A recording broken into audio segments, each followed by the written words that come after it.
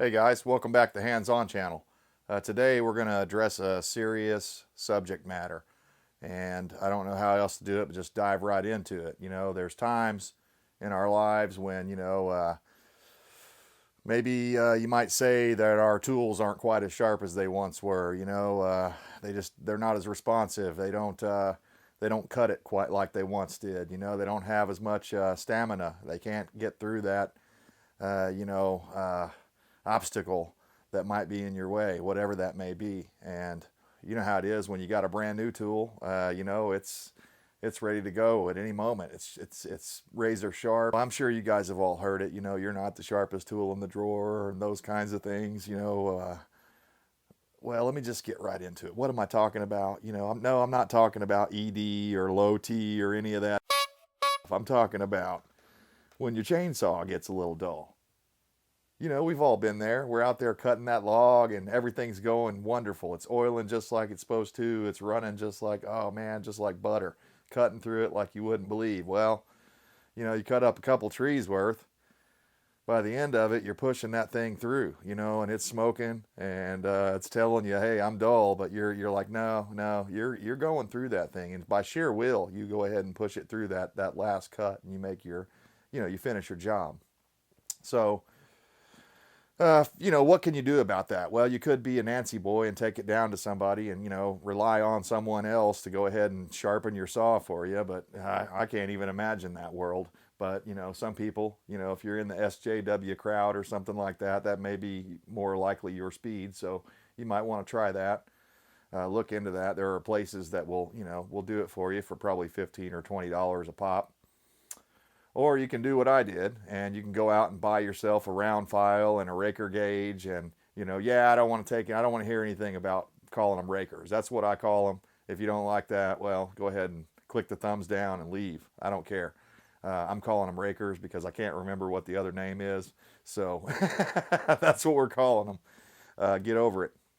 Anyways, when I take my guide to do all that stuff. I've got the files and all that stuff somewhere. I tried them 2 or 3 times, and to be honest with you, the raker gauge part of that's pretty straightforward. That's easy. But getting your file set right, your round file, and getting the angles just right and all that, and actually getting a nice, consistent factory type edge is very difficult for me to do.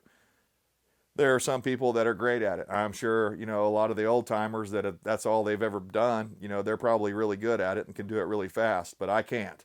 So because of that, I started doing a little investigation and bought myself one of these.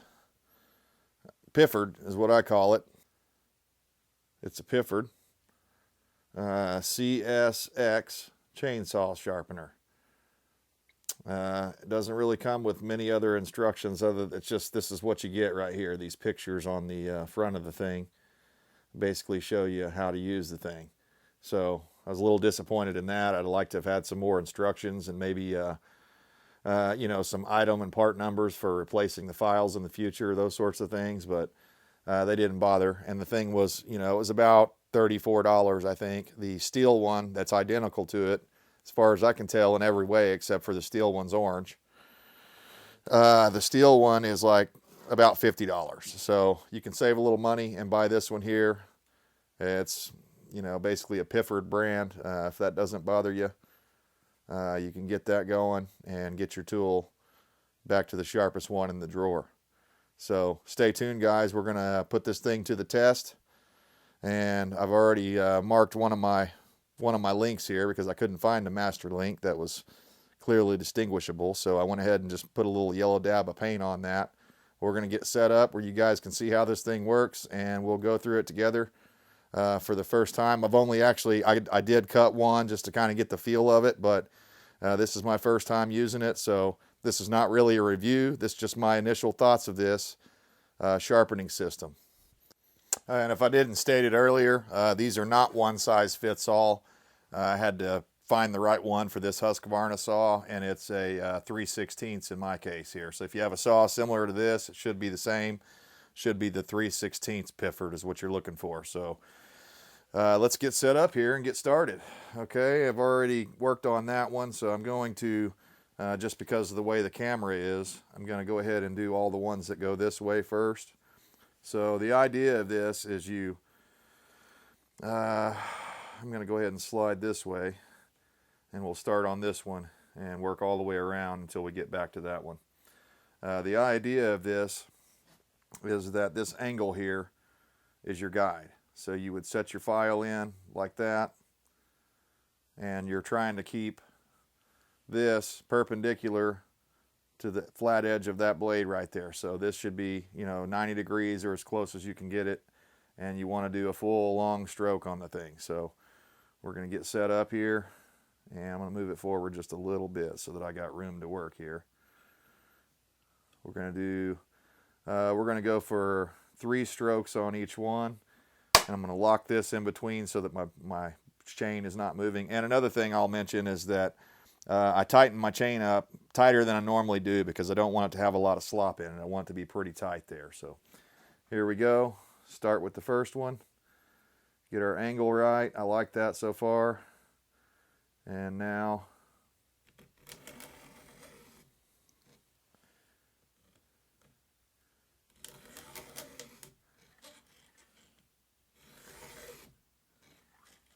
we'll do 4.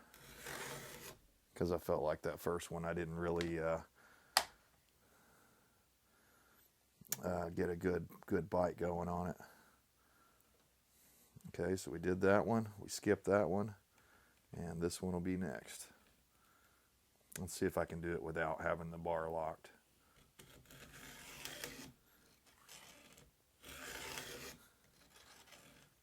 You want to do all your cut on the push. One more.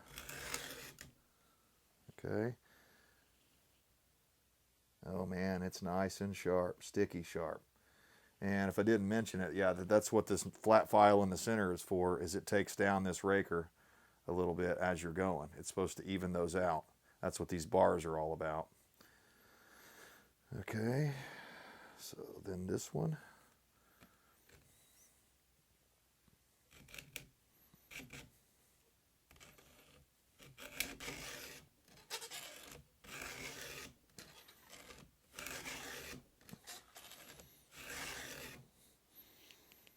Oh yeah, that's nice.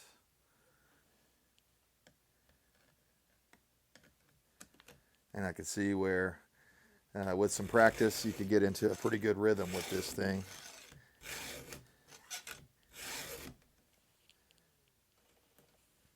I am really impressed with that. That is way better than I've ever done with a round file.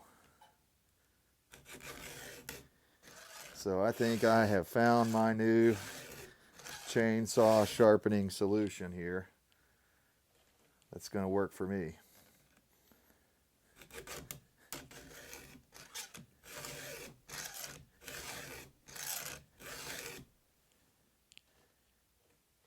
And it's okay to drag your file back through there, but just don't put any pressure on it. You're just kind of skating it back through.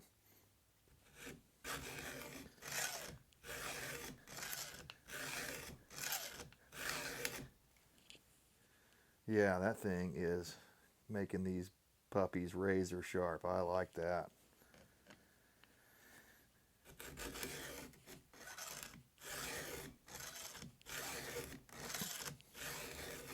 And I'm kind of pushing down also as I'm pushing back. You'll see when you get the thing, you kind of put a little downward pressure on it to get these bars to push down. But yeah, this thing is really nice. I guess it didn't really need any more instructions. It's fairly easy. You have some arrows up here on the top that point you to which direction you're supposed to file. So if it's on the wrong side, the arrow will be pointing the other way. So hopefully that makes sense to you. Yeah, I really like that. I can visually line that up, and I can see these hash marks as they're going by to make sure I'm staying in line. That's what I've been missing right there. Man, that is nice. This thing is going to cut like a brand new saw. And what I like about it is I'm able to stay more consistent.